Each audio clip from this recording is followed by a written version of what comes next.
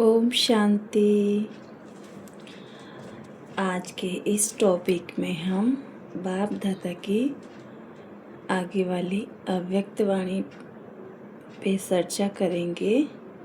तो आइए हम सुनते हैं बाप दादा की अव्यक्त वाणी 24/1/1970 की।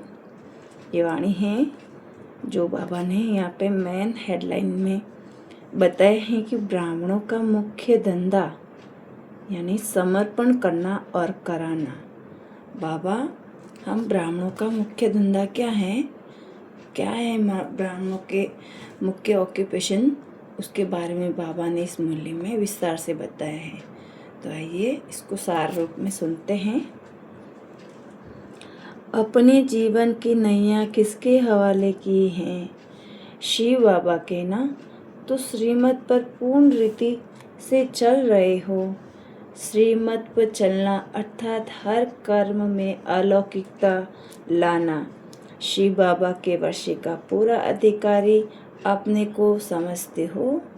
जो वर्षे के अधिकारी बनते हैं उनका सर्व के ऊपर अधिकार होता है। वह कोई बात के अधीन नहीं होते। अगर अधीन होते हैं तो देह के और देह के संबंधियों के व देह के कोई भी वस्तु से, तो ऐसे अधीन होने वाले अधिकारी नहीं हो सकते। अधिकारी अधीन नहीं होते हैं।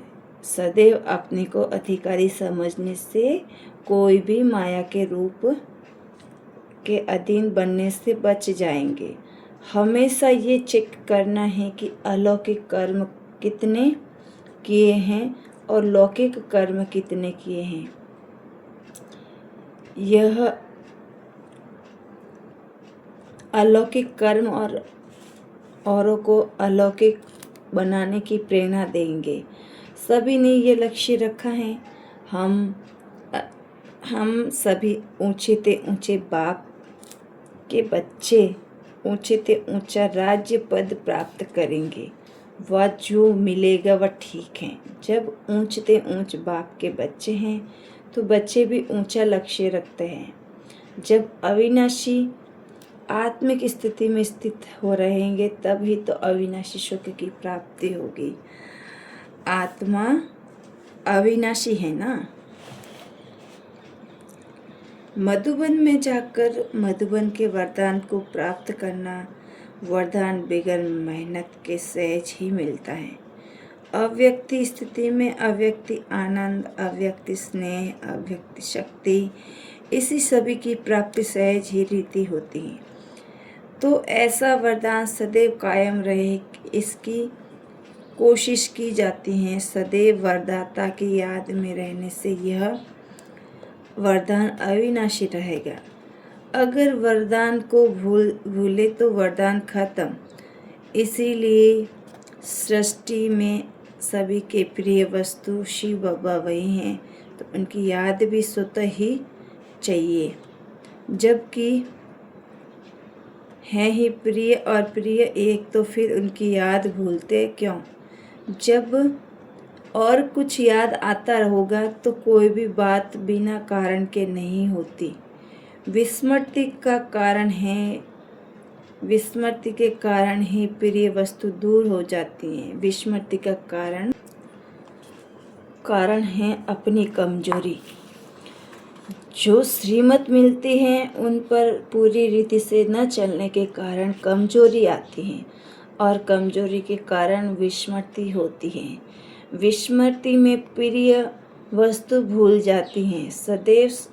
इसीलिए सदैव कर्म करने से पहले श्रीमत की स्मृति रख फिर हर कर्म करो, तो फिर वह कर्म श्रेष्ठ होगा। श्रेष्ठ कर्म से श्रेष्ठ जीवन स्वतः ही बनती है। इसीलिए हर कार्य के पहले अपनी चेकिंग करनी है। कर्म करने के पहले व बाद चेकिंग करने से पहले जो उल्टा कर्म हो गया है उसका विकर्म बन गया। इसीलिए पहले चेकिंग करो फिर कर्म करो।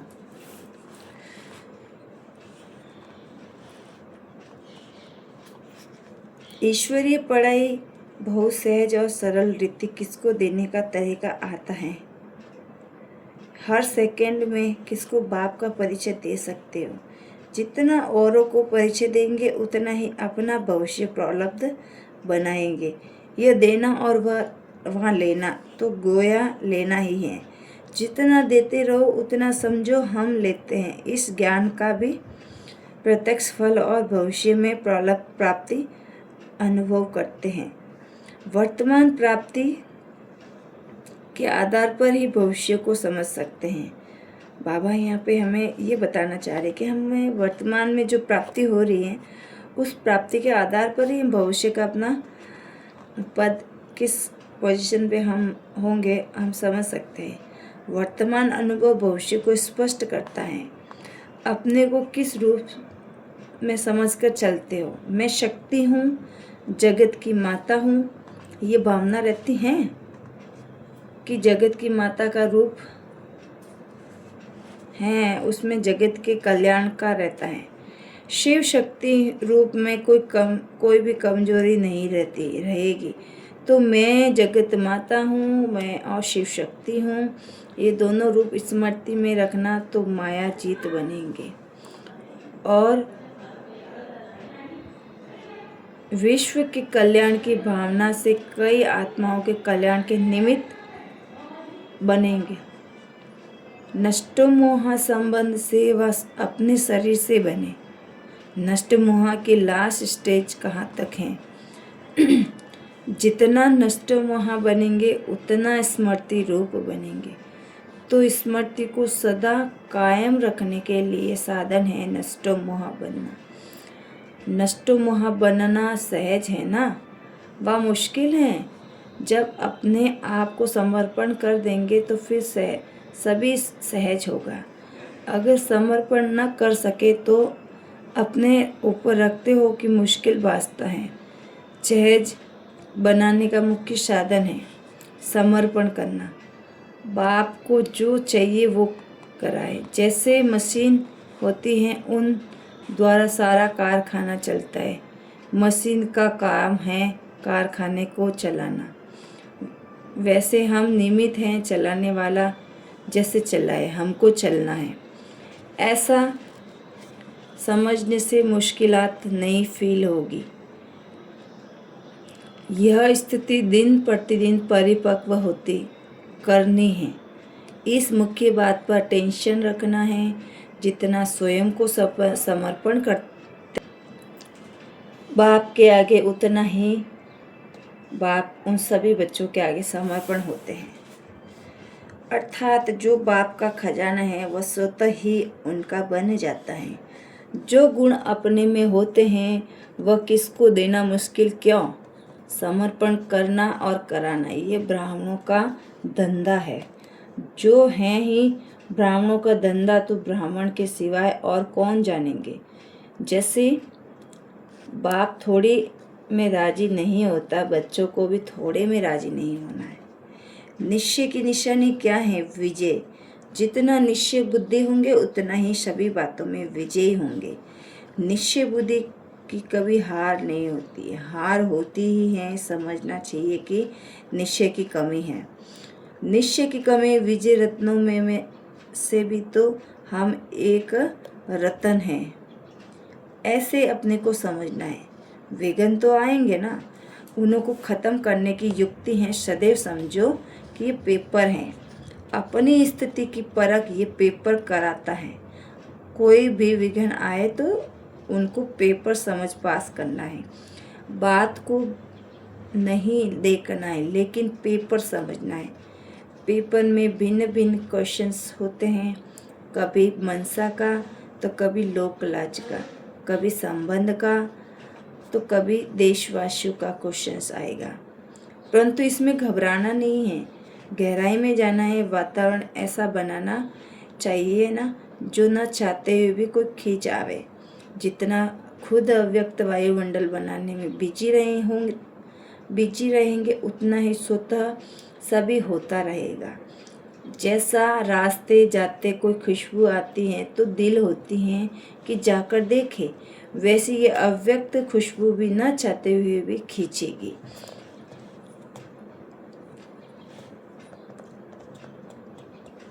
जो लक्ष्य रखा जाता है उसको पूर्ण करने के लिए ऐसे लक्षण भी अपने में भरने हैं। ढीले कोशिश वाले कहीं कहाँ पहुँचेंगे। कोशिश शब्द ही कहते रहेंगे तो कोशिश में ही रह जाएंगे। एम तो रखना है ना कि करना ही है। कोशिश अक्सर कहना कमजोरी है। करना नहीं, कमजोरी को मिटाने के लिए कोशिश शब्द को मिटाना है और निश्चय से विजय हो जाती है। संशय लाने से शक्ति कम हो जाती है। निश्चय बुद्धि बनेंगे तो सभी का सहयोग भी मिलेगा। कोई भी कार्य करना होता है तो सदैव ये सोचा जाता है कि मेरे बिना कोई कर नहीं सकता, तब ही सफलता होती है। आज से कोशिश अक्सर खत्म करो। मैं शिव शक्ति हूँ, शिव शक्ति सभी कार्य कर सकती हैं और शक्तियों की शेर पर सवारी दिखाते हैं। किस प्रकार माया के शेर रूप में आने से डरना नहीं है। शिव शक्ति कभी हार नहीं खा सकती। अभी समय ही कहाँ है। समय के पहले अपने को बदलने से 1 का लाख गुना मिलेगा। बदलना ही है तो ऐसे बदलना चाहिए। याद आता है कि अगले कल्प भी वर्षा लिया था। अपने को पुराना समझने से वह कल्प पहले की स्मृति आने से पुरुषार्थ सहज हो जाता है, क्योंकि निश्चय रहता है ना कि कल्प पहले भी मैंने लिया था और अब भी लेकर छोड़ेंगे। कल्प पहले की स्मृति शक्ति दिलाने वाली होती है। अपने को नया समझेंगे तो कमजोरी के संकल्प आएंगे। पा सकेंगे व नहीं, लेकिन मैं हूँ ही कल्प पहले वाला, इस रीति से मैं शिव शक्ति आएगी। सदैव अपने को हिम्मतवान बनाना चाहिए। हिम्मत हारना नहीं चाहिए। हिम्मत से मदद भी मिलेगी। हम सर्वशक्तिवान के बच्चे हैं। बाप को याद किया, यही हिम्मत है। बाप को याद करना सहज है व मुश्किल। सहज करने से सहज हो जाता है। यदि मेरा कर्तव्य ही है, फर्ज ही है, क्या करूँ, ये संकल्प आने से मुश्किल हो जाता है। कभी भी अपने अंदर कमजोर संकल्प को नहीं रहने देना। अगर मन में कमजोर संकल्प उत्पन्न भी हो जाए तो उनको वहाँ खत्म कर शक्तिशाली बनना है। अब तक कभी अगर कोशिश करते रहेंगे तो अव्यक्त कशिश का अनुभव कब करेंगे। जब तक कोशिश है तब तक अव्यक्त कशिश अपने में नहीं आ सकती। यह है ही भाषा कमजोरी की। सर्वशक्तिवान के बच्चे यह नहीं कह सकते। उनके संकल्प, उनकी वाणी सभी निश्चय के होंगे। ऐसी स्थिति बनानी है। सदैव चेक करो कि संकल्प रूपी फाउंडेशन मजबूत है। तीव्र पुरुषार्थ के चलन में यह विशेषता होगी जो उनके संकल्प, वाणी, कर्म तीनों ही एक समान होंगे। संकल्प उच्च हो और कर्म कमजोर हो तो उनको तीव्र पुरुषार्थी नहीं कहेंगे। तीनों की समानता चाहिए। सदैव समझना चाहिए कि जो माया कभी कभी अपना रूप दिखाती हैं तो सदैव के लिए विदाई लेने आती हैं। विदाई के बदले निमंत्रण दे देते हो। सदैव शिव बाबा के साथ हूँ, उनसे अलग होंगे तो फिर कोई क्या करेगा।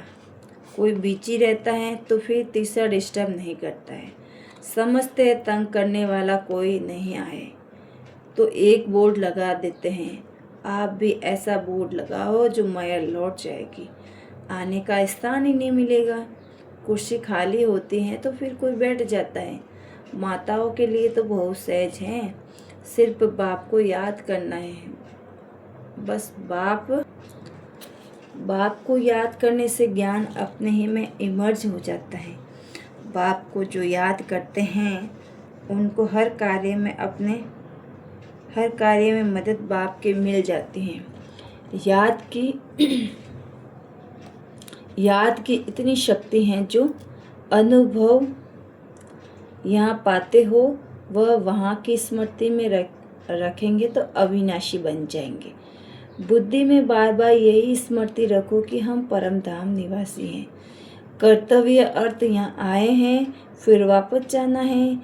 जितना बुद्धि को इस बातों में बिजी रखेंगे तो भटकेंगे, फिर बिजी रखेंगे तो भटकेंगे नहीं। ज्ञान भी किसको युक्ति से सुनाना है, सीधा ज्ञान सुनाने से घबरा जाएंगे। पहले तो ईश्वरीय स्नेह में खींचना है। शरीरधारी को चाहिए धन, बाप को चाहिए मन, और मन को जहाँ लगाना है वहीं लगा रहे और कहाँ प्रयोग न हो। योग युक्त अव्यक्त स्थिति में रहे 2 बोल बोलना भी भाषण करना ही है। 1 घंटे के भाषण का सार 2 शब्दों में सुना सकते हो। दिन प्रतिदिन कदम आगे समझते हैं। ऐसे भी नहीं सोचना कि अभी समय पड़ा है, पुरुषार्थ कर लेंगे, लेकिन समय के पहले समाप्ति करके और इस स्थिति का अनुभव प्राप्त करना है। अगर समय आने की इस स्थिति का अनुभव करेंगे तो समय के साथ स्थिति भी बदल जाएगी और समय समाप्त तो फिर अव्यक्त स्थिति का अनुभव भी समाप्त हो, दूसरा पार्ट आ जाएगा। इसीलिए पहले से ही अव्यक्त स्थिति का अनुभव करना है। कुमारियाँ दौड़ने में तेज होती हैं, तो इस ईश्वरीय दौड़ में तेज जाना है। फर्स्ट आने वाले ही फर्स्ट में नज़दीक आएंगे। जैसे साकार फर्स्ट गया तो लक्ष्य तो ऊंचा रखना है। लक्ष्य संपूर्ण है तो पुरुषार्थ भी संपूर्ण करना है, तब ही तो संपूर्ण पद मिल सकता है। संपूर्ण पुरुषार्थ अर्थात सभी बातों में अपने को संपन्न बनाना, बड़ी बातों में नहीं। जानने के बाद याद करना मुश्किल होता है। क्यों? जानने को नॉलेज कहा जाता है। अगर नॉलेज लाइट और माइट की नहीं है तो फिर वह नॉलेज किस काम की? उसको जानना नहीं कहा जाएगा। यह जानने और करना एक है, और में जानने और करने की फ़र्क होता है। नॉलेज वह चीज़ है जो वह रूप बना देती है। इसीलिए नॉलेज क्या रूप बनाएगी? ईश्वरीय स्थिति। तो ईश्वरीय नॉलेज लेने वाले ईश्वरीय रूप में क्यों नहीं आएंगे? थ्योरी और चीज़ है, जानना अर्थात बुद्धि में धारण करना और चीज़ है। धारण करने से कर्म ऑटोमेटिकली हो जाता है। धारणा का अर्थ ही है उस बात को बुद्धि में समाना। जब बुद्धि में समा जाते हैं तो फिर बुद्धि के डायरेक्शन अनुसार कर्मेंद्रियां भी वह करती हैं। नॉलेजफुल बाप के हम बच्चे हैं और ईश्वरीय नॉलेज की लाइट और माइट हमारे साथ है। ऐसे समझकर चलना है। नॉलेज सिर्फ सुनना और चीज़ है, सिर्फ सुनना नहीं लेकिन समाना है। भोजन खाना और चीज़ है, हजम करना और चीज़ है। खाने से शक्ति नहीं आएगी, हजम करने से शक्ति आएगी। तो खाए हुए भोजन को हजम करने से शक्ति रूप बनता है। तो शक्तिवान बाप के बच्चे और कुछ कर न सके ये हो सकता है? नहीं। बाप के नाम को भी शर्माते हैं। सदैव यह एम रखनी चाहिए कि ऐसे कर्म करे जो मिसाल बनकर दिखाए। इंतजार में नहीं रहना, लेकिन एग्जाम्पल बनना है। बाप एग्जाम्पल बनाना। अपने घर में आए हो तो यह समझते हो जब कोई भटका हुआ है वह घर पहुंच जाता है तो जैसे विश्राम मिल जाता है, तो यह विश्राम की वासना आती है। स्थान मिलने से विश्राम की स्थिति हो जाती है और सदैव विश्राम की स्थिति में स्थित समझो। भल यह कार्य अर्थ जाओ तो यह स्थिति का अनुभव साथ ले जाओ। इसका साथ रखेंगे तो भी कितना भी कार्य करते हुए स्थिति विश्राम की रहेगी। विश्राम अवस्था में फिर शांति सुख का अनुभव होता है। अपने में जब शक्ति आ जाती है तो फिर वातावरण का भी असर अपने पर नहीं होता है। लेकिन हमारा असर वातावरण पर रहे। सर्वशक्तिवान वातावरण है वह बाप। जबकि सर्वशक्तिवान बाप के बच्चे हो तो फिर वातावरण आपसे शक्तिशाली क्यों? अपने शक्ति भूलने से ही तो वातावरण का असर होता है। जैसे डॉक्टर कोई भी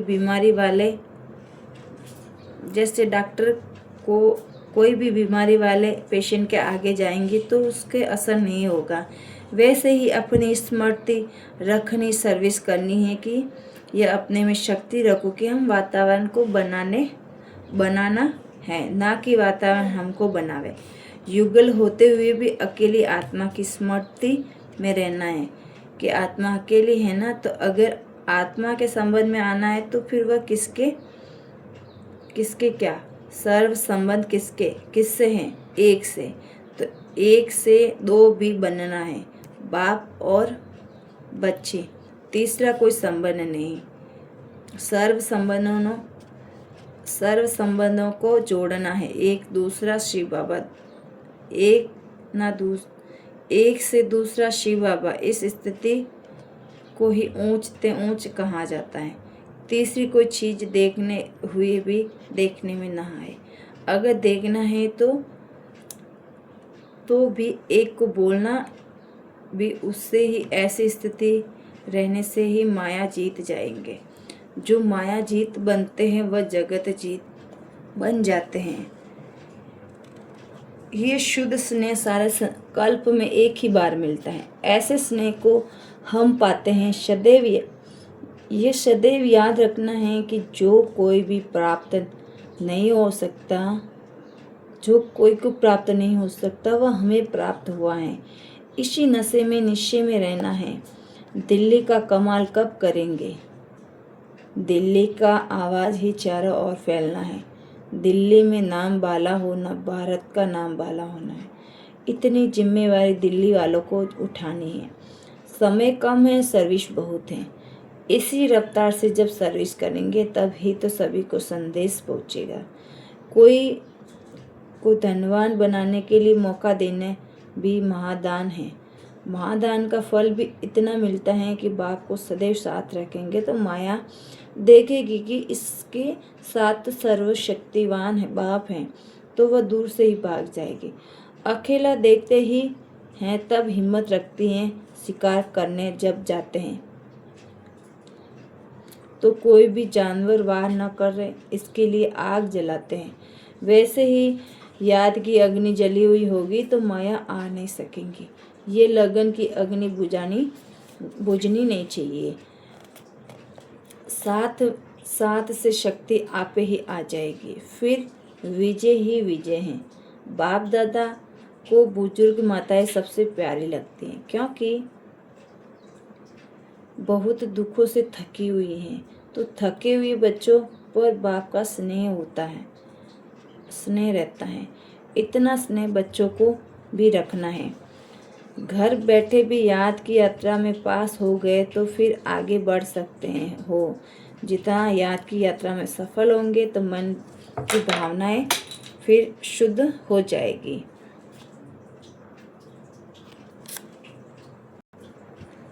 सभी सर्विस में सहयोगी हो रहते हो। जितना दूसरों को संदेश देते हैं उतना ही अपने को भी संपूर्णता का संदेश मिलता है, क्योंकि दूसरों को समझने से अपने को संपूर्ण बनाने का न चाहते हुए भी ध्यान जाता है। ये सर्विस भी अपने को संपूर्ण बनाने का मीठा बंधन है। इस बंधन में जितना अपने को बांध लेंगे उतना ही सर्व संबंधों से मुक्त होते जाएंगे। सर्व बंधन से मुक्त होने का साधन क्या है? एक बंधन अपने को बांधना। ये मीठा बंधन भी अब का ही है, फिर कभी नहीं होता है। इस ईश्वरीय बंधन में बंधी हुई आत्मा है जो श्रेष्ठ कर्म करने से ही श्रेष्ठ पद मिल सकता है और श्रेष्ठाचारी भी बन जाती है। एक ही श्रेष्ठ कर्म करने से वर्तमान भी बन जाता है और भविष्य भी बनता है। जिससे दोनों ही श्रेष्ठ बन जाए तो वो कर्म करना चाहिए। अहमदाबाद को भी सभी से ज़्यादा सर्विस करनी है। क्योंकि अहमदाबाद सभी सेंटर का बीज है।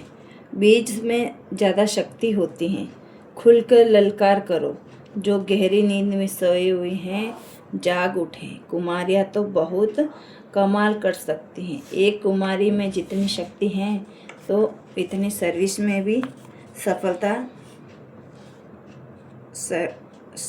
इतनी सर्विस में भी सफलता दिखानी चाहिए। कुमारियाँ पुरुषार्थ में, सर्विस में, सभी में तेज जा सकती हैं। शक्तियाँ सर्विस में आगे हैं। वह पांडव अपना यादगार है ना कि हम कल्प पहले भी वाले पांडव हैं, कितनी बार बने हैं और अनगिनत बार होती हैं। वह पक्की वाली पांडव हैं, कितनी बार पांडव बने हो, अनगिनत बार। वह है पक्की पांडव। वह पक्की याद रहती है ना। यह स्मृति रहेगी तो फिर कभी भी विस्मृत नहीं होगी। कल्प पहले भी हम ही थे, अभी भी हम ही हैं। ये नशा और निश्चय रखना है। हम ही हकदार हैं किसके? ऊंचते ऊंच बात के। ये याद रहने से फिर सदैव एक रस अवस्था रहेगी। एक की ही याद में रहने से सफलता, एक की ही याद में रहने से ही तो एक रस अवस्था होगी। अव्यक्त में सर्विस कैसे होती है, यह अनुभव होता जाता है। अव्यक्त में सर्विस के साथ कैसे सदैव रहता है, यह भी अनुभव होता है। जो वायदा किया है कि स्नेही आत्माओं को के हर सेकंड का साथ ही हैं, ऐसे सदैव साथ का अनुभव होता है। सिर्फ रूप बदलता है लेकिन कर्तव्य वही चल रहा है। जो भी स्नेही बच्चे हैं उनके ऊपर छत्र रूप में नजर आता है। छत्रछाया के नीचे सभी कार्य चल रहा है, ऐसी भाषा आती है। व्यक्त से अव्यक्त और अव्यक्त से व्यक्त में आना, ये भी सीढ़ी उतरना और चढ़ना जैसे आदत पड़ गई है। कभी अभी अभी वहाँ, अभी अभी यहाँ, ऐसी स्थिति हो जाती है। अभ्यास हो जाता है उसको। यह व्यक्त देश भी ऐसे अव्यक्त भासता है। स्मृति और दृष्टि बदल जाती हैं। सभी एवर रेडी बनकर बैठे हो। कोई भी देह के हिसाब किताब से भी हल्का। वतन में शुरू में पक्षियों का खेल दिखाते हैं और पक्षियों को उड़ाते थे, वैसे यह आत्माएं भी पक्षी हैं। जब चाहे तब उड़ सकती हैं और वह तब हो सकता है जब अभ्यास हो। जब खुद उड़ता पक्षी बने तो औरों को भी एक सेकेंड में उड़ा सकते हैं। अभी तो समय लगता है। अपरोक्ष रीति से वतन का अनुभव बताया। अपरोक्ष रूप से कितना समय वतन में साथ रहते हैं। जैसे इस वक्त जिसके साथ स्नेह होता है वह कहाँ विदेश में भी है तो उसका मन ज़्यादा से ज़्यादा उस तरफ रहता है जिस देश में वह होता है। उस देश का वासी अपने को समझते हैं। वैसे ही तुमको भी अब सूक्ष्म वतनवासी बनना है। सूक्ष्म वतनवासी को स्थूल वतन में इमर्ज करते हो। वह खुद को सूक्ष्म वतन में साथ समझते हो। क्या अनुभव है? सूक्ष्म वतनवासी बाप को यहाँ इमर्ज करते हो व अपने को सूक्ष्म वतनवासी बनाकर साथ रहते हो। बाप दादा तो यही समझते हैं कि स्थूल वतन में रहते भी सूक्ष्म वतनवासी बन जाते हो। यहाँ भी जो बुलाते हैं हो तो यह भी सूक्ष्म वतन के वातावरण में सूक्ष्म के से सर्विस ले सकते हो। अव्यक्त स्थिति में स्थित होकर मदद ले सकते हो। व्यक्त रूप में अव्यक्त मदद मिल सकती है। अभी ज़्यादा समय अपने को फरिश्ता समझो। फरिश्तों की दुनिया में रहने से बहुत ही हल्कापन अनुभव होगा। जैसे सूक्ष्म वतन को ही तो स्थूल वतन में बसा दिया है। स्थूल और सूक्ष्म अंतर नहीं रहेगा, तब संपूर्ण स्थिति में अंतर नहीं रहेगा। यह व्यक्त देश जैसे अव्यक्त देश बन जाएगा। संपूर्णता के समीप आ जाएंगे। जैसे बाप दादा व्यक्त में आते भी हैं तो भी अव्यक्त रूप से व्यक्त देश की अव्यक्ति प्रवाह में रहते हैं। वही बच्चों को भी अनुभव कराने के लिए आते हैं। ऐसे अपने सभी को भी आपने अव्यक्त स्थिति का अनुभव औरों को कराओ।